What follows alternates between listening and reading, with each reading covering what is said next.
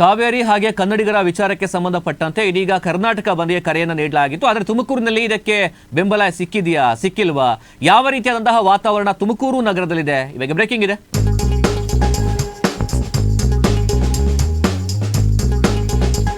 ತುಮಕೂರಿನ ಜನರಿಗೆ ಎಫೆಕ್ಟ್ ಆಗದ ಕರ್ನಾಟಕ ಬಂದ್ ಅಂತ ಹೇಳ್ಬೋದು. ರಾಜ್ಯದ ನಾಯಕರೆಲ್ಲರೂ ಕೂಡ ಸೇರಿ ಕರೆ ನೀಡಿದಂತಹ ಕರ್ನಾಟಕ ಬಂದ್ ಕೆಲ ಸಂಘಟನೆಗಳು ಬಂದ್ನಿಂದ ದೂರ ಸರಿದು ನೈತಿಕ ಬೆಂಬಲವನ್ನ ಇದೀಗ ನೀಡಿರುವಂತಹದ್ದು. ತಮಿಳುನಾಡಿಗೆ ಈಗಾಗಲೇ ಕೂಡ ಸಾಕಷ್ಟು ನೀರು ಹರಿದೋಗಿದೆ ಅನ್ನುವಂತಹದ್ದು ಅಭಿಪ್ರಾಯ, ಕನ್ನಡಿಗ ಸಂಘಟನೆಗಳ ಅಭಿಪ್ರಾಯ. ಈಗ ಕರ್ನಾಟಕ ಬಂದ್ ಮಾಡೋದ್ರಿಂದ ಯಾವುದೇ ಪ್ರಯೋಜನ ಇಲ್ಲ ಅಂತೇಳಿ ಒಂದಿಷ್ಟು ಸಂಘಟನೆಗಳು ಹೇಳ್ಕೊಂಡಿರ್ತಕ್ಕಂತಹದ್ದು. ಅವತ್ತಿನ ಪರಿಸ್ಥಿತಿಗೆ ಅನುಗುಣವಾಗಿ ಕಾಲಾವಕಾಶ ತೆಗೆದುಕೊಂಡು ಕರೆಯನ್ನು ನೀಡಲಾಗಿತ್ತು, ಬಂದ್ಗೆ ಕರೆ ನೀಡಲಾಗಿತ್ತು. ಎಲ್ಲ ಸಂಘಟನೆಗಳನ್ನ ಮನವೊಲಿಸಿ ಮಾತುಕತೆಯನ್ನು ನಡೆಸಿ ತೀರ್ಮಾನವನ್ನ ತೆಗೆದುಕೊಳ್ಳಲಾಗಿತ್ತು. ತುಮಕೂರಿನ ಜನರಿಗೆ ಇದು ಕರ್ನಾಟಕ ಬಂದ್ ಯಾವುದೇ ರೀತಿಯಾದಂತಹ ಎಫೆಕ್ಟ್ ಆಗಿಲ್ಲ ಅನ್ನುವಂತಹ ಅಭಿಪ್ರಾಯಗಳು ಇದೀಗ ವ್ಯಕ್ತವಾಗ್ತಾ ಇದೆ. ನೀವೀಗ ನೋಡ್ತಿರುವಂತಹದ್ದು ತುಮಕೂರಿನ ದೃಶ್ಯಾವಳಿಗಳು, ತುಮಕೂರು ನಗರದ ದೃಶ್ಯಾವಳಿಗಳನ್ನ ನೋಡ್ತಾ ಇದ್ದೀರಾ. ತುಮಕೂರು ಜನರಿಗೆ ಯಾವುದೇ ರೀತಿಯಾದಂತಹ ಬಂಧನ ಎಫೆಕ್ಟ್ ತಟ್ಟಿಲ್ಲ. ರಾಜ್ಯದ ಈಗಾಗಲೇ ಕೂಡ ಹಿರಿಯ ನಾಯಕರು ಏನಿದ್ರು ಆ ಎಲ್ಲ ನಾಯಕರ ಒಂದು ಮನವಿಯ ಮೇರೆಗೆ ಸೂಚನೆಯನ್ನ ಕೊಡಲಾಗಿತ್ತು. ಕೆಲ ಸಂಘಟನೆಗಳು ಬಂದ್ಗೆ ಬೆಂಬಲವನ್ನು ಕೊಟ್ಟಿದ್ರು, ಕೆಲ ಸಂಘಟನೆಗಳು ಬೆಂಬಲವನ್ನು ನೈತಿಕವಾಗಿರ್ತಕ್ಕಂಥ ಬೆಂಬಲವನ್ನು ಕೊಡ್ತೀವಿ ಅಂತ ಹೇಳಿ ಕೂಡ ಹೇಳಿದ್ರು. ತಮಿಳುನಾಡಿಗೆ ಈಗಾಗಲೇ ಕೂಡ ಸಾಕಷ್ಟು ನೀರು ಹರಿದೋಗಿದೆ. ಈಗ ಕರ್ನಾಟಕ ಬಂದ್ ಮಾಡೋದ್ರಿಂದಾಗಿ ಯಾವುದೇ ಪ್ರಯೋಜನ ಇಲ್ಲ ಅನ್ನುವಂತಹದ್ದು ಎಲ್ಲರೂ ಕೂಡ ಅರ್ಥ ಆಗಿದೆ. ಅವತ್ತಿನ ಪರಿಸ್ಥಿತಿ ಅಂದ್ರೆ ಯಾವಾಗ ತಮಿಳುನಾಡಿಗೆ ನೀರನ್ನ ಬಿಡಬೇಕು ಅನ್ನುವಂತಹ ವಿಚಾರಗಳು ಬಂತು, ಆ ಸಂದರ್ಭದಲ್ಲಿ ತೆಗೆದುಕೊಂಡಂತಹ ನಿರ್ಧಾರ ಏನಿದೆ ಆ ನಿರ್ಧಾರಕ್ಕೆ ಬದ್ಧವಾಗಿಟ್ಕೊಂಡು ನಾವು ಬಂದ್ ಮಾಡಬೇಕು ಅಂತೇಳಿ ತೀರ್ಮಾನ ತೆಗೆದುಕೊಂಡಿದ್ರು. ಸ್ವತಃ ವಾಟಾಳ್ ನಾಗರಾಜ್ ಅವರೇ ಕೂಡ ತುಮಕೂರಿಗೆ ಬಂದು ಸುದ್ದಿಗೋಷ್ಠಿ ನಡೆಸಿ ಕರೆಯನ್ನ ನೀಡಿದ್ರು. ಎಲ್ಲಾ ಸಂಘಟನೆಗಳು ಕೂಡ ಮನವೊಲಿಸಿ ಮಾತುಕತೆ ನಡೆಸಿ ತೀರ್ಮಾನ ಕೂಡ ಮಾಡಲಾಗಿತ್ತು. ಹಲವಾರು ಬೇಡಿಕೆಗಳನ್ನ ಇಟ್ಟುಕೊಂಡು ಇದೀಗ ಬಂದ್ ಮಾಡೋದಕ್ಕಿಂತ ಹೆಚ್ಚಿನದಾಗಿ ಒಂದು ಮನವಿಯನ್ನ ಕೊಟ್ಟು ಕನ್ನಡ ಪರವಾಗಿ ಕನ್ನಡಿಗರ ಪರವಾಗಿ ನಿಂತುಕೊಂಡ್ರೆ ಉತ್ತಮ ಅನ್ನುವಂತಹ ಮಟ್ಟಿಗೆ ಕನ್ನಡ ಪರ ಸಂಘಟನೆಗಳು ಬಂದಿದ್ದಾರೆ. ಗಡಿ ಭಾಗದಲ್ಲಿ ಕನ್ನಡ ಶಾಲೆಗಳನ್ನ ಪುನರುಜ್ಜೀವನಗೊಳಿಸತಕ್ಕಂಥದ್ದಾಗಿರ್ಬೋದು, ಕನ್ನಡದಲ್ಲಿ ಮಹಾರಾಷ್ಟ್ರ ಏಕೀಕರಣ ಸಮಿತಿ ಬಂದ್ ಮಾಡಬೇಕು, ಬೆಳಗಾವಿಯನ್ನು ಅಭಿವೃದ್ಧಿ ಪಡಿಸಬೇಕು ಅಂತೇಳಿ ಈಗ ಸಾಕಷ್ಟು ಸಂಘಟನೆಗಳು ಮುಖಂಡರು ಕೂಡ ಒತ್ತಾಯವನ್ನ ಮಾಡಿದ್ದಾರೆ. ತುಮಕೂರಿನಲ್ಲಿ ಕನ್ನಡ ಪರ ಸಂಘಟನೆಗಳು ಬಂದ್ಗೆ ಬೆಂಬಲವನ್ನ ನೀಡಿರ್ತಕ್ಕಂಥದ್ದು, ನೈತಿಕ ಬೆಂಬಲವನ್ನ ಕೊಟ್ಟಿದ್ದಾರೆ. ಕರ್ನಾಟಕ ಬಂದ್ಗೆ ನಮ್ಮ ಬೆಂಬಲ ಇದೆ, ಆದರೆ ನಮ್ಮ ಹೋರಾಟ ಯಾವತ್ತೂ ಕೂಡ ನಿಲ್ಲಿಸೋದಿಲ್ಲ, ನಿರಂತರವಾಗಿ ಕನ್ನಡದ ಪರವಾಗಿ ಕನ್ನಡಿಗರ ಪರವಾಗಿ ಇದ್ದೇ ಇರುತ್ತೆ ಅನ್ನುವಂಥ ಅಭಿಪ್ರಾಯಗಳನ್ನು ವ್ಯಕ್ತಪಡಿಸಿರ್ತಕ್ಕಂಥದ್ದು. ಇಲ್ಲಿ ಏನು ಕನ್ನಡ ಮತ್ತು ಸಂಸ್ಕೃತಿ ವೇದಿಕೆ ಜಿಲ್ಲಾಧ್ಯಕ್ಷರಾಗಿರ್ತಕ್ಕಂಥ ಬಸವರಾಜ್ ಅವರು ಆಗಿರ್ಬೋದು, ಜಿಲ್ಲಾಧ್ಯಕ್ಷರಾಗಿರ್ತಕ್ಕಂಥ ಕನ್ನಡ ಸೇನೆ ಜಿಲ್ಲಾಧ್ಯಕ್ಷರಾಗಿರ್ತಕ್ಕಂಥ ಧನಿಯಾ ಕುಮಾರ್ ಸೇರಿದಂತೆ ಹಲವಾರು ಮುಖಂಡರು ಕೂಡ ಇದೀಗ ಜಿಲ್ಲಾಧಿಕಾರಿ ಕಚೇರಿ ಎದುರು ಈ ಒಂದು ಹೋರಾಟ ಪ್ರತಿಭಟನೆ ಮಾಡೋದ್ರ ಮೂಲಕವಾಗಿ ಕನ್ನಡದ ಪರವಾಗಿ ಕನ್ನಡಿಗರ ಪರವಾಗಿ ನಾವಿದ್ದೇನೆ ಅನ್ನೋದನ್ನ ಇದೀಗ ತೋರಿಸ್ಕೊಟ್ಟಿದ್ದಾರೆ.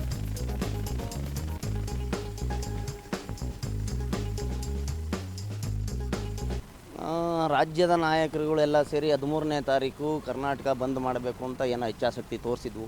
ಕೆಲವು ಸಂಘಟನೆಗಳು ಅದರಿಂದ ದೂರ ಸರಿದು, ನಮ್ಮ ಸಂಘಟನೆ ಕೂಡ ರಾಜ್ಯ ಬಂದ್ಗೆ ನಾವು ಬೆಂಬಲವನ್ನು ಕೊಡ್ತಾ ಇಲ್ಲ. ಈಗ ಎಲ್ಲ ಕಡೆ ಮಳೆ ಆಗಿದೆ, ಆಲ್ರೆಡಿ ತಮಿಳುನಾಡಿಗೆ ಹೋಗೋಷ್ಟು ನೀರು ಹೋಗಿದೆ. ಈಗ ಪ್ರತಿಭಟನೆ ಮಾಡೋದ್ರಿಂದ ಯಾವುದೇ ಉಪಯೋಗ ಇಲ್ಲ. ಆದ ಕಾರಣ ನಾವು ಈ ಕರ್ನಾಟಕ ಬಂದ್ಗೆ ನಾವು ಬೆಂಬಲವನ್ನು ಸೂಚಿಸಿಲ್ಲ. ಮೊದಲೇ ಯೋಚನೆ ಮಾಡ್ಬೋದಿತ್ತಲ್ಲ, ಇದು ಬಂದ್ ಮಾಡಬೇಕಾ ಬೇಡ ಅಂತ ಹೇಳಿ. ನೀವು ಸುಮಾರು 13 ದಿನ ಟೈಮ್ ತಗೊಂಡ್ರೆ ಅದಕ್ಕೆ ಯಾಕೆ ಅಂತ? ಅವತ್ತಿನ ಪರಿಸ್ಥಿತಿಗೆ ಅನುಗುಣವಾಗಿ ನಾವು ಕಾಲಾವಕಾಶ ತಗೋಬೇಕಾಗಿತ್ತು. ಯಾಕೆಂದರೆ ನಮ್ಮ ರಾಜ್ಯದಲ್ಲಿ 1800 ಸಂಘಟನೆಗಳಿಗಿನ ಅಧಿಕವಾಗಿದ್ದಾವೆ. ಎಲ್ಲ ಸಂಘಟನೆಗಳನ್ನ ನಾವು ಬೆಂಬಲಕ್ಕೆ ತಗೋಬೇಕಾಗುತ್ತೆ, ಎಲ್ಲ ಸಂಘಟನೆಗಳನ್ನ ಮನವೊಲಿಸಬೇಕಾಗ್ತದೆ. ಎಲ್ಲ ಸಂಘಟನೆಗಳನ್ನ ಜೊತೆಯಲ್ಲೇ ತೊಗೊಂಡು ಒಂದು ಬಂದ್ ಆಚರಣೆ ಮಾಡಿದ್ರೆ ಅದು ಯಶಸ್ವಿಯಾಗುತ್ತೆ ವಿನಃ ಒಂದೊಂದೇ ಸಂಘಟನೆಗಳು ಮಾಡಿದ್ರೆ ಯಾವುದೇ ಕಾರಣಕ್ಕೂ ಆ ಕಾರ್ಯಕ್ರಮ ಯಶಸ್ವಿ ಕಾಣೋದಿಲ್ಲ. ಎಲ್ಲ ಕನ್ನಡಿಗರನ್ನ ಒಟ್ಟುಗೂಡಿಸಿ ಒಂದು ಕಾರ್ಯಕ್ರಮ ರೂಪಿಸಬೇಕಾದ್ರೆ ಸ್ವಲ್ಪ ಕಾಲಾವಕಾಶ ಬೇಕಾಯಿತು, ಸ್ವಲ್ಪ ನಿಧಾನನೇ ಆಯಿತು, ಒಪ್ಕೊಳ್ತೀವಿ. ಆದರೂ ದೇವ್ರ ಕೃಪೆಯಿಂದ ಮಳೆ ಬಂದಿದ್ದ ಕಾರಣ, ಡ್ಯಾಮ್ನಲ್ಲಿ ನೀರಿರೋ ಕಾರಣ ಈಗ ಆ ಸಮಸ್ಯೆ ಬಗ್ಗೆ ನಾವು ಅಲ್ಲಿಗೆ ನಿಲ್ಲಿಸಿದ್ದೀವಿ. ತುಮಕೂರಿನಲ್ಲಿ ಯಾವ ರೀತಿಯಾಗಿ ನೀವೀಗ ಮನವಿ ಕೊಡ್ತೀರಾ, ಯಾವ ರೀತಿ ಪ್ರತಿಭಟನೆ ಮಾಡ್ತೀರಾ?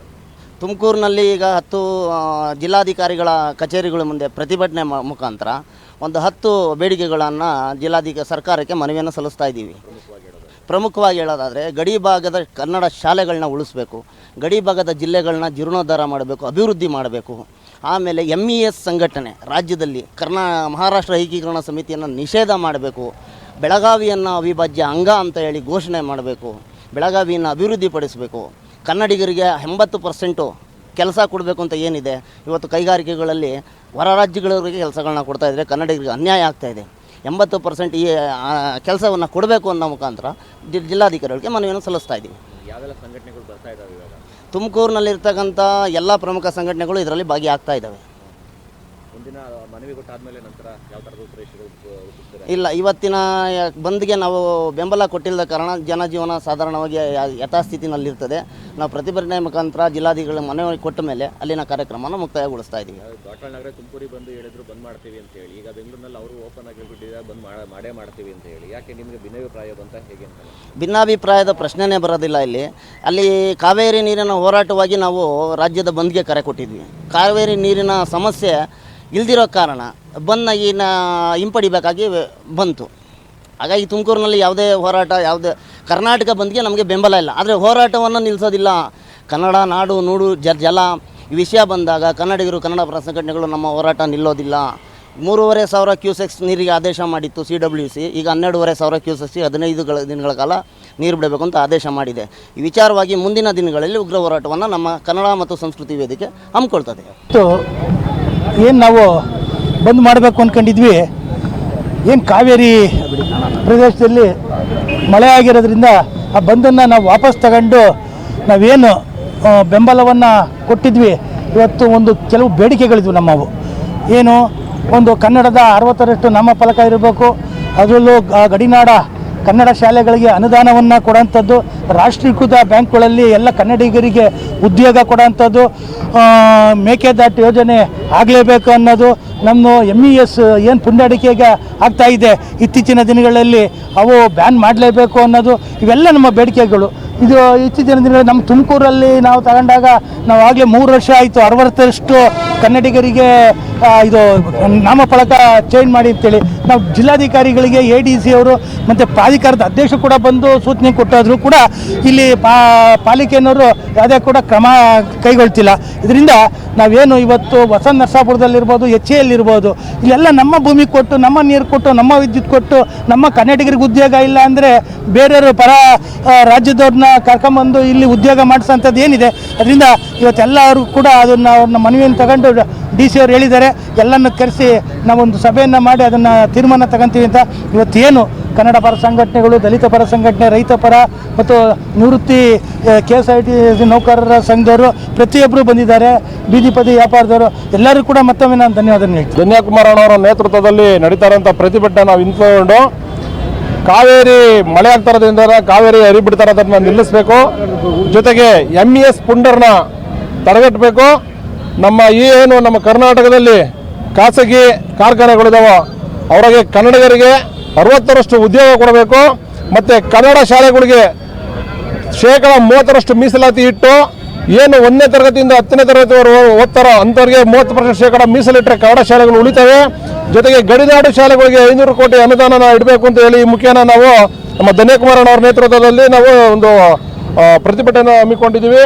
ಅದ್ರ ಮುಖೇನ ನಮ್ಮ ಏನು ಬೇಡಿಕೆಗಳೆಲ್ಲ ಇದ್ದೋ ಆ ಬೇಡಿಕೆಗಳನ್ನ ನಮ್ಮ ADC ಸಾಹೇಬರಿಗೆ ಕೊಟ್ಬಿಟ್ಟು ಈ ದಿನ ನಾವು ಅವ್ರಿಗೆ ಕೊಟ್ಬಿಟ್ಟು ನಾವು ಈ ದಿನ ಈ ಪ್ರತಿಭಟನೆನ ಮುಗಿಸ್ತಾ ಇದ್ದೀವಿ.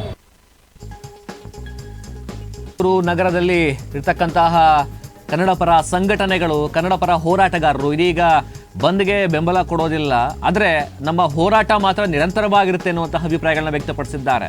ಈಗಾಗಲೇ ಜಲಾಶಯಗಳಿಗೆ ಒಂದಿಷ್ಟು ನೀರು ಹರಿದು ಬರ್ತಾ ಇದೆ, ತಮಿಳುನಾಡಿಗೆ ಹೋಗ್ತಕ್ಕಂಥ ನೀರು ಹರಿದು ಹೋಗಿದೆ. ಈ ಸಂದರ್ಭದಲ್ಲಿ ಬಂದ್ ಮಾಡ್ಕೊಂಡು ಕೂತ್ಕೊಂಡ್ರೆ ಯಾವುದೇ ಪ್ರಯೋಜನ ಇಲ್ಲ. ಅದು ನಮ್ಮವ್ರಿಗೆ ಕೂಡ ಎಫೆಕ್ಟ್ ಆಗ್ತಕ್ಕಂಥದ್ದು, ನಮಗೆ ಕೂಡ ಸಮಸ್ಯೆ ಆಗ್ತಕ್ಕಂಥದ್ದು. ಬರೀ ಕಾವೇರಿ ನೀರಿಗಾಗಿ ಮಾತ್ರ ಈ ಒಂದು ಹೋರಾಟವನ್ನ ಮಾಡ್ತಾ ಇಲ್ಲ, ಉಳಿದಂತೆ ಕನ್ನಡಿಗರಿಗೆ ಉದ್ಯೋಗವನ್ನ ಕೊಡಿಸ್ತಕ್ಕಂಥದ್ದಾಗಿರ್ಬೋದು, ಕನ್ನಡಿಗರ ಮೇಲೆ ಆಗ್ತಕ್ಕಂಥ ಹಲ್ಲೆಯನ್ನ ತಡಿತಕ್ಕಂಥದ್ದಾಗಿರ್ಬೋದು, ಬೋರ್ಡ್ಗಳಲ್ಲಿ ಆಗ್ತಕ್ಕಂಥ 60% ಕನ್ನಡದ ನಾಮಫಲಕಗಳನ್ನು ಅಳವಡಿಸ್ತಕ್ಕಂಥದ್ದಾಗಿರ್ಬೋದು, ಇದೆಲ್ಲದಕ್ಕೂ ಕೂಡ ಬೆಂಬಲವನ್ನು ನೀಡತಕ್ಕಂಥ ಹಿನ್ನೆಲೆಯಲ್ಲಿ ಈ ಒಂದು ಹೋರಾಟವನ್ನ ಮಾಡ್ತಾ ಇದ್ದೇವೆ. ಈ ಮೂಲಕ ಜಿಲ್ಲಾಧಿಕಾರಿಗಳಿಗೆ ಮನವಿಯ ಮೂಲಕವಾಗಿ ಒಂದು ಕೊಟ್ಟಿದ್ದೇವೆ ಅನ್ನುವಂಥ ಅಭಿಪ್ರಾಯಗಳನ್ನ ಈ ಹೋರಾಟಗಾರರು ವ್ಯಕ್ತಪಡಿಸಿದ್ದಾರೆ.